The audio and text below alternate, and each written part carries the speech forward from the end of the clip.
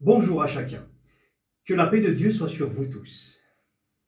J'aimerais en guise d'introduction lire avec vous deux versets de la parole de Dieu qui se trouvent dans le livre de Jérémie au chapitre 17, les versets 9 et 10. Nous lisons ceci. Le cœur est tortueux par-dessus tout, et il est méchant. Qui peut le connaître? Moi, l'Éternel, j'éprouve le cœur, je sonde les reins, pour rendre à chacun selon ses voies, selon le fruit de ses œuvres. Depuis que le péché s'est introduit dans le monde par la désobéissance du premier homme Adam, et par le péché et la mort qui s'est étendue sur tous les hommes, eh bien depuis le cœur de l'homme s'est perverti. Il s'est corrompu dans toutes ses voies. Et très vite, et cela dès le commencement, la méchanceté des hommes sur terre a atteint son apogée. Et toutes les pensées de leur cœur se portaient uniquement vers le mal. Dieu décida alors d'en finir avec cette humanité dépravée, cette humanité qui a rempli la terre de violence. Aussi, il a envoyé le déluge, détruisant ainsi tous les hommes et tous les êtres vivants sur la terre, excepté Noé, homme intègre devant Dieu et sa famille. Cependant, l'état du cœur de l'homme ne fut pas changé pour autant. Le cœur naturel, le cœur charnel demeure trompeur par-dessus tout et incurable. Et même Israël, peuple choisi de l'Éternel, en raison même de l'état de leur cœur, ils n'ont pas connu les voies de Dieu. Ils ont tout au long de leur histoire manifesté qu'en eux était toujours ce cœur méchant.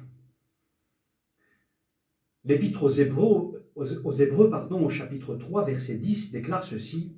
« Ils ont toujours un cœur qui s'égare, ils n'ont pas connu mes voies. » Le Seigneur Jésus, venu ici-bas comme homme, lui seul, le seul homme parfait, dévoile ce que le cœur de l'homme est capable de produire en disant ceci. Car c'est du cœur que viennent les mauvaises pensées, les meurtres, les adultères, les impudicités, les vols, les faux témoignages, la calomnie. Voilà les choses qui souillent l'homme. L'homme par lui-même ne peut changer son propre cœur, ne peut améliorer le vieil homme, malgré les efforts qu'il pourra déployer, ou même toute la bonne volonté et l'honnêteté qu'il mettra à l'œuvre pour plaire à Dieu. L'homme ne pourra faire le bien qu'avec un cœur nouveau. D'ailleurs, le Seigneur a mis son peuple à l'épreuve en lui disant ceci. « Rejetez loin de vous toutes les transgressions par lesquelles vous avez péché. Faites-vous un cœur nouveau et un esprit nouveau. » Mais une telle invitation est-elle possible? Hélas, non. L'homme, quel qu'il soit, aussi décidé soit-il, ne peut se faire un cœur nouveau. Il faut qu'il y ait une œuvre divine, une œuvre profonde qui s'opère dans le cœur. Il faut qu'il y ait régénération, transformation, nouvelle naissance, que l'Éternel seul peut opérer dans un cœur par sa parole vivante et son esprit. La Bible déclare ceci dans le livre d'Ézéchiel au chapitre 36, verset 26. « Je vous donnerai un cœur nouveau, et je mettrai en vous un esprit nouveau. J'ôterai de votre corps le cœur de pierre, et je vous donnerai un cœur de chair. Béni soit son nom. » Nous qui sommes sauvés par le sang de la nouvelle alliance, avons part à tous les privilèges, à toutes les bénédictions célestes en Christ Jésus. L'œuvre de Christ accomplie à la croix du Calvaire, saisie par la foi, appliquée à la conscience, mais au cœur par l'action de la parole et du Saint-Esprit, renouvelle notre cœur, notre être intérieur. Elle n'améliore pas notre cœur naturel, mais elle nous donne un cœur nouveau, un cœur pur, soumis non plus à la volonté de la chair et de ses désirs, non plus aux vaines pensées humaines, mais à la volonté de Dieu. L'œuvre de Christ accomplie à la croix renouvelle notre entendement. Elle nous donne une intelligence nouvelle, une intelligence pure par laquelle le Saint-Esprit nous conduit, nous fait entrer dans la connaissance des choses de Dieu. Ces choses cachées à la sagesse humaine, mais révélées par l'Esprit de Dieu, afin que nous puissions les vivre, les expérimenter, pour que nous puissions les connaître. Frères, sœurs et amis, nous ne pouvons pas connaître Dieu avec un cœur charnel. Dieu est véritablement connu avec ce cœur nouveau. Et je leur donnerai un cœur pour me connaître, dit l'Éternel, un cœur pour me craindre. Les choses nouvelles doivent être contenues dans les choses nouvelles. La parole de Dieu doit être reçue dans un cœur nouveau pour qu'elle accomplisse son œuvre divine. La parole de Dieu est vivante, elle est efficace, tranchante, pénétrante. Elle juge les sentiments et les pensées du cœur. Elle amène l'homme à voir l'état misérable de son cœur et à comprendre son incapacité à l'améliorer ou à le renouveler. Alors il reçoit avec douceur la parole qui peut sauver son âme. Ainsi la parole et l'Esprit de Dieu accomplissent l'œuvre de la nouvelle naissance pour donner à l'homme un cœur nouveau. Une fois que Dieu a opéré une œuvre dans notre cœur et notre conscience, il nous donne une intelligence pure, spirituelle, qui se développe au fur et à mesure que notre état de cœur prospère. Plus notre cœur s'attache aux choses de Dieu, s'affectionne aux choses d'en haut, est en bon état et bonne disposition, plus les vérités de la parole opèrent en nous et en notre intelligence. Notre cœur doit être toujours en exercice. Il doit être sensible pour comprendre les vérités de Dieu. C'est la connaissance du cœur qui enrichit. Ce sont les affections pour Christ qui doivent être le mobile de toutes nos actions. Ne soyons pas, frères et sœurs et amis, comme ce peuple, dira le Seigneur, qui honore Dieu des lèvres, mais dont le cœur s'éloigne de lui. Christ est mort pour nos péchés. Il a été ressuscité pour notre justification. Il est maintenant glorifié dans le ciel. Il doit être le seul objet de nos cœurs, notre seul et unique trésor, car là où est notre trésor, là aussi sera notre cœur.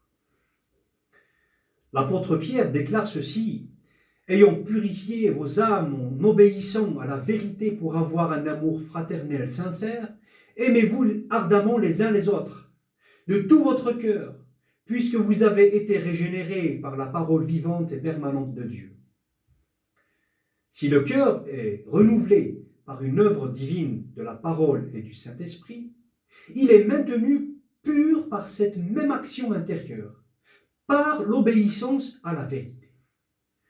Le cœur pur est l'un des caractères du croyant fidèle. La parole de Dieu ne doit pas être seulement lue et méditée, mais elle doit être gardée dans le cœur. Et ça aussi, c'est l'œuvre de l'Esprit en nous. Et nous voulons dire avec le psalmiste: « Je te cherche de tout mon cœur, ne me laisse pas égarer loin de tes commandements, je serre ta parole dans mon cœur, afin de ne pas pécher contre toi. » La parole retenue, cachée, gardée dans un cœur honnête, vrai, et qui opère par la puissance du Saint-Esprit, renouvelle nos pensées, notre intelligence, nous transforme et nourrit notre cœur. Elle nous fait aimer la vérité, nous fait aimer le Seigneur Jésus et constitue une force en nous. Et grâce à elle, nous pouvons tenir ferme dans l'adversité, marcher fidèlement avec joie. Et nous disons aussi avec le prophète Jérémie: « J'ai recueilli tes paroles et je les ai dévorées. Tes paroles ont fait la joie et l'allégresse de mon cœur. » Et le désir du Seigneur est que nous portions du fruit avec patience, afin que le Père soit glorifié. Ceux qui, ayant entendu la parole avec un cœur honnête et bon, la retiennent et portent du fruit avec persévérance. La parole contient les pensées et le conseil de Dieu dont nous avons besoin pour la marche individuelle et collective. Et c'est elle qui nous donne la vraie connaissance.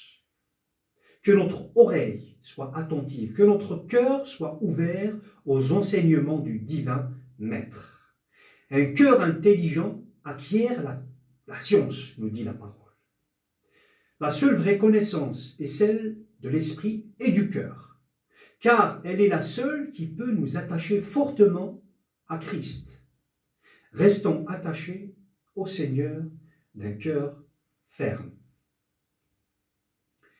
Nous pouvons prendre beaucoup de passages dans la Bible qui nous montrent que pour comprendre la parole de Dieu et pour la vivre, il faut qu'elle ait pénétré dans le cœur.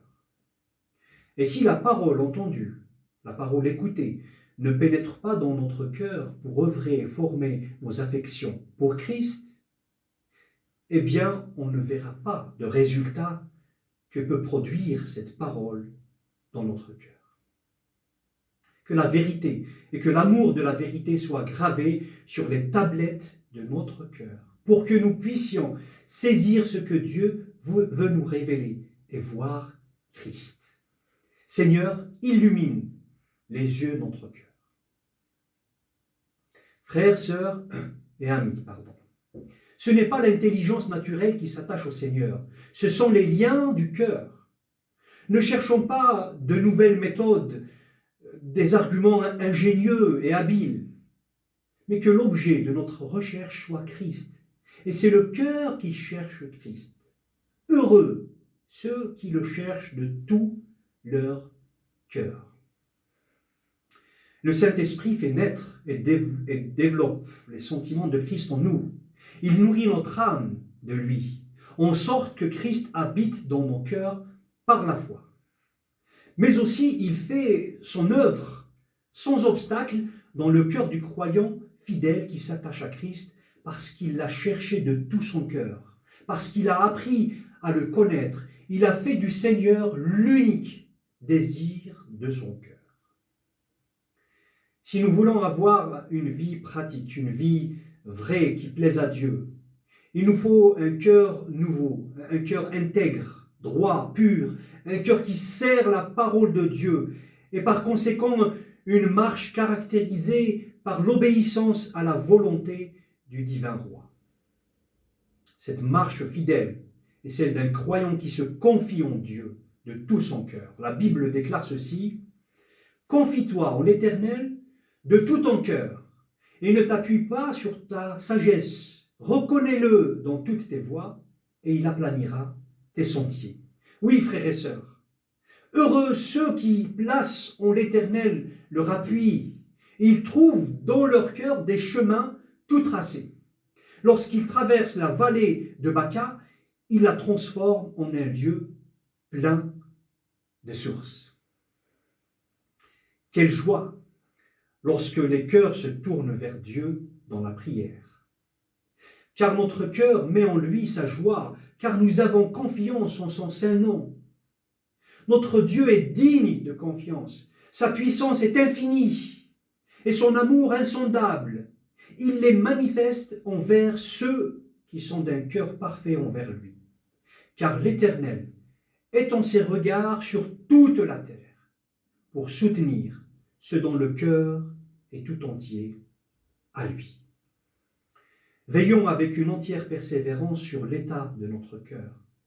Gardons-le avec beaucoup de soin, plus que toute autre chose ici-bas. Si nous voulons glorifier le Seigneur dans notre vie, si nous voulons que notre marche soit droite et éloigner notre pied du mal. Gardons précieusement ce conseil du Seigneur que nous connaissons pour la plupart si bien et qui dit ceci: « Mon fils, sois attentif à mes paroles, prête l'oreille à mes discours, qu'ils ne s'éloignent pas de tes yeux, garde-les dans le fond de ton cœur, car c'est la vie pour ceux qui les trouvent. C'est la santé pour tout leur corps. Garde ton cœur plus que toute autre chose, car de lui viennent les sources de la vie. Pour finir, je reviens au verset d'introduction qui dit ceci. Le cœur, qui peut le connaître? Moi, l'Éternel, j'éprouve le cœur. Je sonde les reins. Ce n'est pas toujours facile de voir et de discerner le fond de notre propre cœur. C'est pour cela que nous avons besoin de venir chaque jour devant le Seigneur avec un cœur vrai, un cœur sincère, un cœur ouvert, et lui dire comme David, « Sonde-moi, ô Dieu, et connais mon cœur. Éprouve-moi et connais mes pensées.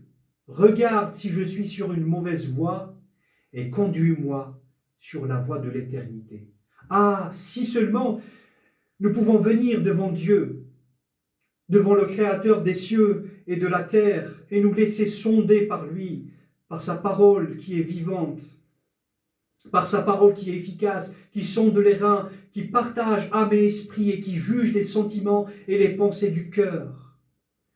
Laissons la parole de Dieu faire son chemin, son œuvre dans notre cœur, par l'action de l'Esprit, qu'elle puisse apporter la lumière là où il y a des ténèbres, qu'elle puisse révéler l'état de notre cœur et manifester extérieurement ce qu'il y a à l'intérieur.